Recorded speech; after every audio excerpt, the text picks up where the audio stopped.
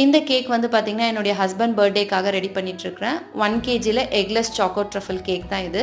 First layer வந்து sugar சிரப்பில் soak பண்ணிவிட்டு கனாஷை ஸ்ப்ரெட் பண்ணிவிட்டு மேலே வந்து டார்க் சாக்கோ சிப்ஸும், செகண்ட் லேயரில் சுகர் சிரப் போட்டு ganache and white choco chips தான் நான் அப்ளை பண்ணிக்கிறேன். வந்து பார்த்திங்கன்னா காம்பவுண்ட் யூஸ் பண்ணல, நான் டார்க் சாக்லேட் வச்சு தான் பண்ணியிருந்தேன். கேக் ரொம்பவே சூப்பராக வந்திருந்தது.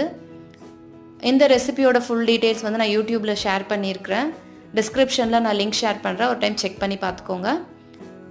ஃபஸ்ட் லேயர் கோட்டிங் வந்து கொடுத்துட்டு ஒரு 2 hours நான் ஃப்ரிட்ஜில் செட் பண்ணதுக்கப்புறம் தான் செகண்ட் லேயர் கோட்டிங் கொடுத்துக்கிட்டேன்.